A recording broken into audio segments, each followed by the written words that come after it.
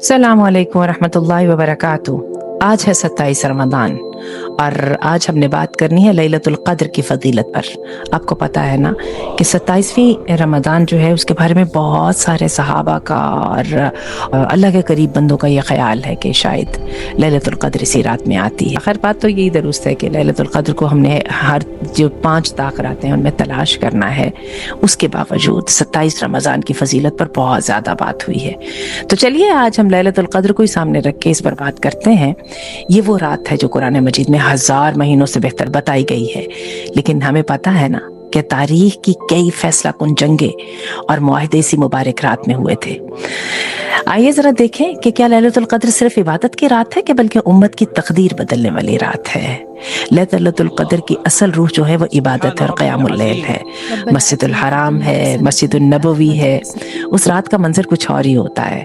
شیخ سعود الشریم قائد خطبہ دیتے ہیں، شیخ محمد ایوب کی تلاوت کی گونج پورے حرم میں پھیل جاتی ہے، دل خوف خدا سے لرز جاتے ہیں۔ بخاری شریف کی حدیث ہے کہ جس نے لیلۃ القدر میں ایمان کے ساتھ عبادت کی اس کے سارے پچھلے گناہ معاف ہو جاتے ہیں۔ اور ایک اور حدیث ہے جس میں وما تأخر کا مطلب لفظ بھی آتا ہے، اس کا مطلب یہ ہے کہ پچھلے بھی اور آئندہ بھی جو گناہ کرنے ہیں ان سے بھی۔ ہمیں اللہ سے امید ہے کہ اللہ تعالیٰ انشاءاللہ جب لیلۃ القدر عطا فرمائے گا تو ساتھ ہی گناہوں کی مستقبل اور ماضی دونوں کی گناہوں کی معافی بھی عطا فرمائے گا۔ اس رات مسلمان سجدوں میں گر کر دعائیں مانگتے ہیں، اللہ ہمیں جہنم کی آگ سے بچا دے، ربنا اصرف عنا عذاب جہنم ان عذابها کان غراما۔ آپ دیکھیے کہ بدر کی جنگ بھی رمضان میں ہوئی، فتح مکہ بھی رمضان میں ہوئی، اور لیلۃ القدر کی راتوں میں مسلمانوں نے کئی اہم فتوحات حاصل کی۔ صلاح الدین ایوبی بیت المقدس کو فتح کرنے سے پہلے انہی راتوں میں سجدوں میں دعائیں مانگا کرتے۔ عثمانی خلافت کے دور میں بھی اہم فیصلے انہی راتوں میں ہوئے۔ انہی راتوں کی دعائیں پہاڑوں سے بھی بھاری ہیں۔ سورۃ القدر میں اللہ فرماتا ہے کہ فرشتے اور روح یعنی جبرائیل اس رات اپنے رب کے حکم سے ہر کام کے لیے اترتے ہیں۔ یعنی یہ رات صرف عبادت کی نہیں بلکہ امت کے مسائل کا حل بھی اس میں طے ہوتا ہے۔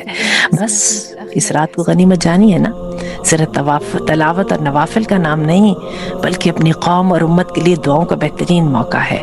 اللہ کرے کہ موت اس حالت میں آئے کہ ہم تاریخ کی رائٹ سمت پہ کھڑے ہوں، صحیح سائٹ میں کھڑے ہوں۔ اللہ کرے موت منافقوں کے ساتھ نہ آئے۔ اللہ کرے کہ ہم اس رستے پر ہوں جس کو اللہ نے انعمت علیہم کا نام دیا ہے، غیر المغضوب علیہم ولا الضالین۔ بس اللہ ہدایت دے دے، اچھے لوگوں کا ساتھ عطا فرما دے، امت کے لیے جو سٹرگل ہے، جو جد و جہد ہے، اس میں ہمارا بھی نام شامل ہو جائے تو کتنی کمال کی بات ہو نا، پھر لیلۃ القدر منانے کا مزہ بھی آئے۔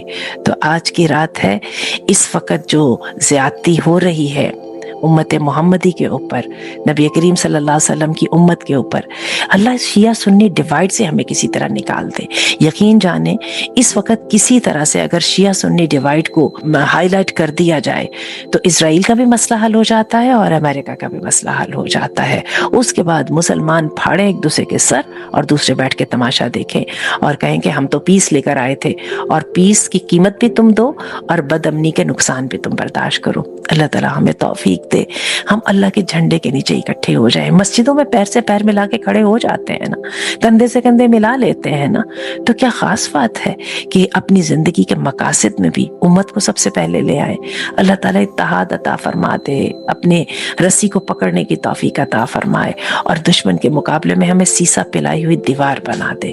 سبحانک اللہم و بحمدک اشہد ان لا الہ الا انت استغفرک و اتوب الیک۔